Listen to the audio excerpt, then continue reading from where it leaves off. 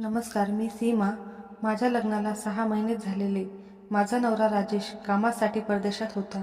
घरात मी एकटीच असायचे. त्यामुळे वेळ कधी गेला, कधी खूप जड जायचा. रोज भाजी आणि दूध वाल्याशिवाय माझं कोणाशीही बोलणं व्हायचं नाही. पण आता काही दिवसांपूर्वीच आमचे शेजारी नवीन शेजारी राहायला आले. ते एक जोडपं होतं. त्यांच्यासोबत एक मुलगाही होता. ज्यावेळी ते सामान शिफ्ट करत होते, तेव्हा मी बाहेरच अंगणात होते. त्यावेळी तो शेजारी मुलगा माझ्याकडे शांतपणे पाहत होता. त्याच्या डोळ्यात एक वेगळाच भाव होता. ना हसू होतं, ना बोलणं होतं.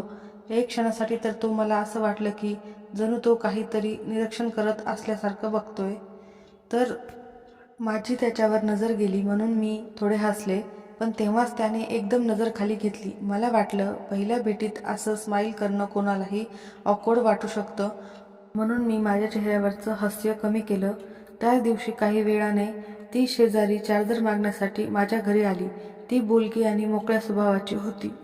पण तिचा भाऊ आदेश सारखा शांतच असायचा. त्यावेळी तो राणीसोबत चार्जर घ्यायला माझ्या घरी आला होता आणि तेव्हाही तो माझ्यापासून नजर चोरत होता. असो, ती त्या मुलाची आई होती. ती म्हणाली, हॅलो, मी राणी. 2 दिवसापूर्वीच मी तुमच्या शेजारी राहायला आले आहे. माझ्या नवऱ्याचे ट्रान्सफर या शहरात झाल्यामुळे आम्ही इथे घर घेतले. मला इथे सगळं काही नवीन असल्यामुळे थोडी माहिती घेण्यासाठी मी तुमच्याकडे आले होते. तेव्हा मी तिला म्हणाले की काही चिंता करू नका. तुम्हाला जर कसलीही गरज असेल तर मला बिनधास्त सांगा. मी तुम्हाला नक्की मदत करेन. तेव्हा ती म्हणाली, शिफ्टिंगमध्ये माझ्या मोबाईलचं चार्जर माझ्याने कुठे ठेवलं ते मला माहीत नाही. त्यामुळे मला चार्जर हवं होतं. कृपया तुम्ही तुमच्या मोबाईलचं चार्जर काही वेळासाठी मला द्याल का? नाहीतर एक काम करा, माझा मोबाईल घ्या आणि काही वेळ तुमच्या इथे चार्जिंगला लावा. कारण घरात अजूनही शिफ्टिंगचा पसारा पडलेला आहे. त्यामुळे परत तुमचाही चार्जर माझ्याकडून कुठेतरी ठेवला जाईल. त्यावर तिला होकार भरून मी तिचा मोबाईल माझ्या मोबाईलच्या चार्जरला लावला. मी काहीच वेळात असं म्हणून राणी तिथून निघून गेली. काही वेळात येते असं म्हणाली. संध्याकाळच्या वेळी दरवाजाची बेल वाजली. तेव्हा माझा नवरा घरी आला होता. माझा नवरा बाहेर देशात कामाला होता. त्यामुळे ते घरापासून लांब असायचे. यावेळी तब्बल 1 महिन्याकरिता राजेश घरी आले होते. राजेशला पाहताच मी त्याची गळाभेट घेतली. आमचं लग्न होऊन आता कुठे 6 महिने पूर्ण झाले होते. माझा नवरा परदेशात गेल्यावर मला कायम त्याची आठवण सतावत असायची. कारण घरात सासू सासरे नव्हते. माझ्या लग्नाच्या आधीच ते देवाघरी गेले होते. त्या दिवशी रात्री आम्ही दोघेही जेवायला बसलो. तेवढ्यात घराची बेल वाजली. नक्की राणी तिचा मोबाईल घेण्यासाठी आली असेल असं मला वाटलं आणि मी दरवाजा उघडायला गेले. पण दरवाजा उघडला तर समोर आमचा नवीन शेजारी होता. दरवाजा उघडताच तो माझ्याकडे एकटक बघू लागला. त्याला अशी कोणती सवय होती त्याचं त्यालाच ठाऊक. पण त्याचं अशा प्रकारे बघणं मला थोडं विचित्र वाटत होतं. कारण जेव्हा त्याची शिफ्टिंग चालू होती तेव्हाही तो अगदी त्याच्याच पद्धतीने माझ्याकडे बघत होता. मला ते अजिबात आवडत नव्हतं. त्याला मी काही विचारणार तोच तो मोबाईल द्या असं बोलला. त्यावरून मला समजलं की सीमाने त्याला तिचा मोबाईल घेण्यासाठी पाठवलं असावं.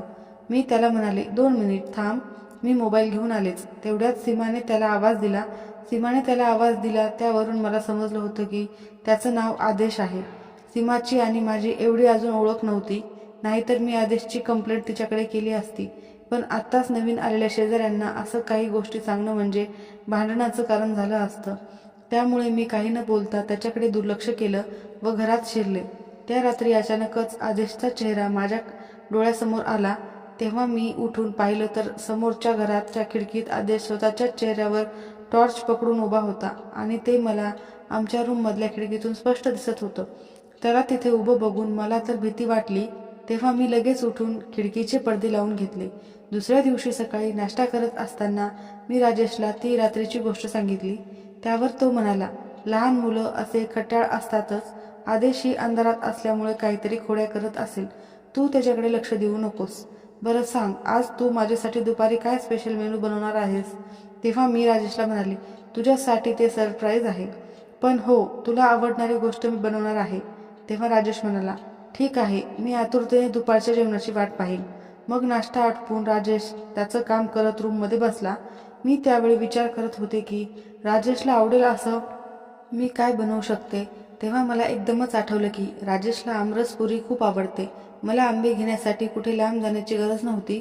आमच्या घराच्या अंगणातच एक बहारदार असं आंब्याचं झाड होतं.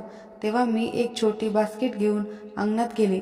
मी जेव्हा अंगणात गेले तेव्हा मला दिसलं की आंबे तर माझ्या हातात येणार नाहीत एवढे ते उंचीवर होते. तेव्हा मी राजेशची मदत घेऊ शकत नव्हते, कारण मला माहीत होतं जर मी त्याला बाहेर बोलवलं तर तो माझं सरप्राईज राहणार नाही. त्यामुळे एका काठीच्या मदतीने मी आंबे पाडण्याचा प्रयत्न करू लागले, पण तरी माझा हात आंब्यापर्यंत काही पोहोचत नव्हता. पण तरीही मी प्रयत्न करत होते आणि अचानक कुणीतरी मला मागून हलकासा आधार दिला.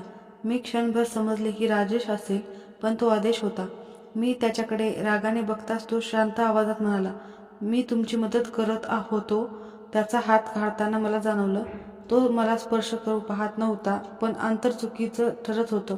मी स्वतःला सावरत म्हणाले, मदत करायला हरकत नाही, पण आधी विचार तर. तो काही न बोलता मान खाली घालून निघून गेला. त्यात अजब नम्रता होती आणि एक भयान शांतता. थोड्या वेळाने मी राजेश समोर जेवणाचं ताट वाढलं. तो आमरसाचा बेत पाहून फार खुश झाला होता. तो म्हणाला, सीमा, देवाने मला तुझ्यासारखी बायको देऊन मला खूप मोठा आशीर्वाद दिलेला आहे. कारण मी मनातही तेच विचार करत होतो की मला आमरसाची आठवण येत आहे आणि नेमकं तू आमरसच बनवला आहे. तेव्हा आम्ही दोघे गप्पा मारत छान जेवण करत होतो. त्याच दिवशी संध्याकाळी राजेशला त्याच्या कंपनीतून फोन आला. तो फोनवर बोलत बोलत बेडरूममध्ये गेला. तेव्हा मी घरातील आवराआवर करत होते. फोनवर बोलून झाल्यावर राजेश माझ्याकडे आला. तो म्हणाला, सीमा, मला माझ्या कंपनीतून अर्जंट फोन आला होता. मला आता 2 दिवसात पुन्हा कामानिमित्त परदेशात जावं लागणार आहे. मी नाराज झाले होते, कारण राजेश नुकताच आला होता आणि लगेचच त्याला परत जावं लागणार होतं. तेव्हा मी त्याला म्हणाले, राजेश, असं किती दिवस चालणार आहे? तू महिने बाहेर असतोस आणि मी इथे घरी एकटीच असते. मला अजिबात करमत नाही. मलाही तुझ्यासोबत घेऊन चल. तेव्हा राजेश म्हणाला, आता लवकरच मी या शहरात कंपनीत जॉईन करणार आहे. मग आपण त्या कंपनीच्या जवळच फ्लॅट घेऊ आणि तिथे छान राजा राणीचा संसार थाटू. त्याच्या समजावण्यावर मी त्याला होकार भरला. असे 2 दिवस उलटले. त्या दिवशी संध्याकाळी जवळपास 7 वाजता राजेशची फ्लाईट होती. त्याला एअरपोर्टवर सोडून मी घरी येत होते. घरात पोहोचताच मला फार थकल्यासारखं झालं होतं. तेव्हा मी सोफ्यावर बसलेच होते. तोच पुढच्या क्षणाला दरवाजाची बेल वाजली. मी दरवाजा उघडायला फार कंटाळा करत होते, कारण मी फार थकले होते. पण एकसारखी बेल वाजू लागली. तेव्हा मी उठून दरवाजा उघडला. तेव्हा समोर राणी होती. ती खूप घाबरलेली दिसत होती. तिच्या चेहऱ्यावर घाम फुटलेला होता आणि थरथरत्या स्वरात ती मला म्हणाली, सीमा, माझ्या नवऱ्याचा अपघात झाला आहे. त्यामुळे मला पटकन तिथे पोहोचावं लागेल. तू आदेशला थोडा वेळ सांभाळशील का? तुझा नंबर मला दे. मी तिकडे पोहोचून तुला लगेच कळवते. मला आत्ताच एका व्यक्तीचा फोन आला होता आणि तोही माझ्या नवऱ्याच्या मोबाईलवरून की तुमच्या पतीचा अपघात झाला आहे. त्यांनी मला तिथलं लोकेशन पाठवलं आहे. आता मी तिथे जात आहे. प्लीज तू आदेशला थोडा वेळ सांभाळ. तेव्हा तिच्या मागे थांबलेला आदेश समोर आला आणि सीमा पळतच जाऊन गाडीमध्ये बसली आणि तिथून निघून गेली. मला काही कळण्याआधीच ती आदेशला माझ्याकडे सोपवून गेली होती. माझ्या डोक्यातच हेच विचार चालू होते की आदेशचं वागणं थोडं विचित्र आहे. त्यातल्या त्यात राजेश आत्ताच परदेशात गेलाय.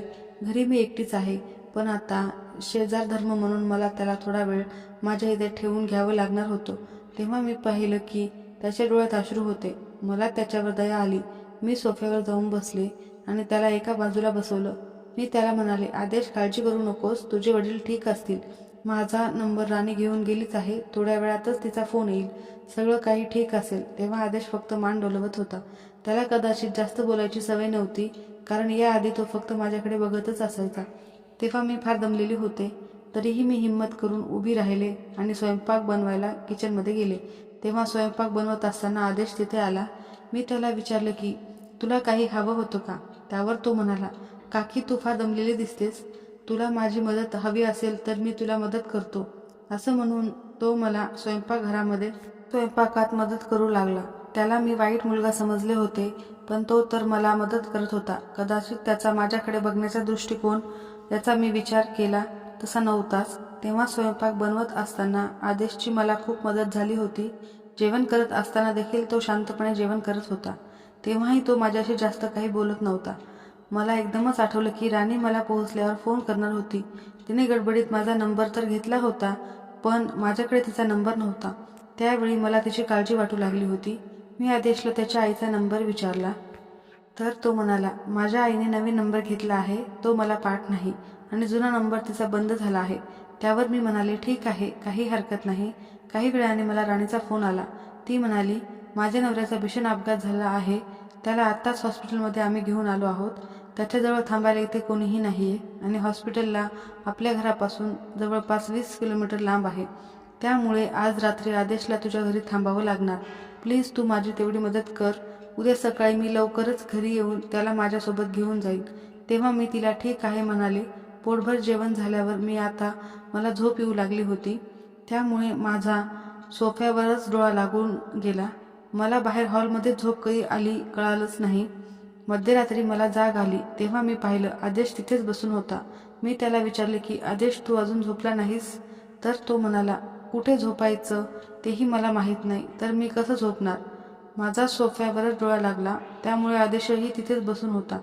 तेव्हा मी त्याला म्हणाले की तू बेडरूममध्ये जाऊन झोप, मी इथे सोफ्यावर झोपते. एका रात्रीची गोष्ट होती, त्यामुळे मी सोफ्यावरच झोपायला तयार झाले होते. तेव्हा आदेश बेडरूममध्ये जाऊन झोपला. सकाळी जेव्हा माझा डोळा उघडला तेव्हा मी पाहिलं आदेश त्याचं आवरून हॉलमध्ये येऊन बसला होता. मला जाग आली तेव्हा त्याला पाहून मी तर घाबरलेच होते, कारण तो मला एकसारखा बघत होता. त्याचं तसं वागणं पाहून तो कधीही घरी जातो याची मी वाट पाहू लागले. जसं तसं मी त्याच्यासोबत घरात थांबले होते. आता मी राणीची वाट बघत होते की ती घरी येऊन त्याला कधी घेऊन जाईल. तिची वाट बघत बघत 3-4 तास उलटले. दुपार होत आली होती तरी राणी अजूनपर्यंत माझ्या घरी आली नव्हती. त्यामुळे मी तिला फोन लावू लागले. तिला फोन लावला तर तिचा फोन बंद येत होता. तेव्हा मी तिला सलग 3-4 वेळेला फोन केले, पण तिचा फोन तर सतत बंद येत होता. तिने ना मला हॉस्पिटलचा पत्ता दिला होता, ना दुसरा कुठलाही नंबर माझ्याकडे होता. ते नवीनच राहायला आले होते, त्यामुळे मला त्यांच्याबद्दल जास्त माहितीही नव्हती. काल संध्याकाळच्या थकव्यामुळे मला अजूनही बरं वाटत नव्हतं आणि सोफ्यावर झोपल्यामुळे माझं अंगही खूप दुखू लागलं होतं. त्यामुळे मी दुपारून बाहेरूनच जेवण मागवलं. दुपारची संध्याकाळ आणि संध्याकाळची रात्र झाली तरीही राणीचा काहीही पत्ता नव्हता. मला टेन्शन येऊ लागलं होतं, कारण आज पुन्हा मी आदेशला माझ्या घरी ठेवू शकणार नव्हते. माझा नवरा घरी नसल्यामुळे माझ्या मनात तर त्याच्याबद्दल अजूनच भीती निर्माण होऊ लागली होती. मी राणीला सतत फोन ट्राय करत होते, पण तिचा फोन अजूनही बंदच येत होता. त्या दरम्यान मी तिच्या घरी जाऊन पाहिलं तर तिच्या घराला लॉक होतं. आता राणी फोन उचलत नव्हती म्हणून मी आदेशला हाक लावून देऊ शकत नव्हते, कारण राणी विश्वासाने त्याला माझ्याकडे सोडून गेली होती. असे पुढे 2 दिवस उलटले. आदेशला माझ्या घरी राहून 4 दिवस झाले होते. मला असं वाटू लागलं होतं की आदेशच्या घरात काहीतरी गोष्ट घडली आणि तो व राणी मिळून माझ्यापासून लपवत आहेत. तेव्हा मी माझा संशय दूर व्हावा म्हणून आदेशला जाब विचारायला जाऊ लागले. त्यावेळी तो मला घरात कुठेही दिसला नाही. मी बाहेर जाऊन पाहिलं तर तो मला अंगणातून बाहेर जाताना दिसला. तेव्हा मी त्याला जोराने आवाज दिला आणि घरात बोलवलं. त्याचवेळी माझं लक्ष राणीच्या घराकडे गेलं. तेव्हा मी राणीच्या घराच्या दरवाजा जवळून जाऊन पाहिला. तेव्हा मला तिच्या घराच्या खिडकीतून जे दृश्य दिसलं ते पाहून तर मला खूपच मोठा धक्का बसला. त्यातून स्वतःला कसं सावरायचं तेच मला समजत नव्हतं. तेव्हा मी जड पावलाने माझ्या घराकडे चालत आले आणि जेव्हा मी घरात पोहोचले तेव्हा हॉलमध्ये आदेश टीव्ही बघत बसला होता. टीव्हीवर बातम्या सुरू होत्या. त्या बातम्यांमध्ये जे दाखवलं जात होतं ते पाहून तर मला अजूनच जोराचा झटका बसला. मला धक्क्यावर धक्के बसतच चालले होते. त्या बातम्यांमध्ये राणीचा आणि तिच्या नवऱ्याचा फोटो दाखवला जात होता. त्यात सांगितलं जात होतं की हे दोघं लोक मुलाचं अपहरण करून त्यांना दुसऱ्या देशात विकत आहेत. याचा शोध लागला आहे आणि पोलिसांनी त्यांना आता ताब्यात घेतलं आहे. तेव्हा मला समजलं की आदेश याचाही शोध पोलीस घेत आहेत, कारण राणी व तिच्या साथीदाराने म्हणजेच तिच्या ज्याला नवरा म्हणत होती त्याने आदेशला एका अनाथ आश्रमाच्या बाहेरून पळवून आणले होते. आदेश हा एक मतिमंद मुलगा होता अशी माहिती त्या बातमीत देण्यात येत होती. ती बातमी बघितल्यानंतर आदेशचं माझ्याकडे एक टक लावून बघण्याचं कारण मी समजले होते. मगाशी मी जेव्हा राणीच्या घरात खिडकीतून आत पाहिलं तेव्हा मला तिच्या घरात त्यांनी शिफ्ट केलेली एक वस्तू दिसली नव्हती. म्हणजेच राणी आणि तिचा साथीदार तिथे असल्याचं पोलिसांना समजलं होतं. त्यामुळे त्यांनी रातोरात तिथून पळ काढला होता. आदेशला माझ्याकडे सोडून गेले. ती बातमी बघून माझ्या मनातल्या सगळ्या प्रश्नांचं उत्तर मला मिळालं होतं. तेव्हाच मी वेळ न वाया घालवता पोलिसांना याबाबत माहिती दिली. पोलीस येऊन आदेशला घेऊन गेले. घरातून जाताना त्याच्या डोळ्यात अश्रू होते. तो जरी मतिमंद असला तरी त्याच्या एखाद्या सामान्य माणसाप्रमाणे भावना होत्या. त्या दिवशी मला एक नवीन शिकवण मिळाली होती की कोणीही कोणावर लगेच विश्वास ठेवू नये. कारण या जगात लोक विश्वास संपादन करून त्यामागे कट कारस्थान करत व्यस्त असतात. त्यामुळे कोणावरही आंधळा विश्वास ठेवू नका. त्याचबरोबर कोणाबद्दलही गैरसमज करून घेण्याआधी त्याची पडताळणी नक्की करा. विश्वास ठेवणे आणि गैरसमज करणे हे दोन्ही गोष्टी अत्यंत विचारपूर्वक करायला हव्या. कहाणी आवडली असेल तर नक्की लाईक करा.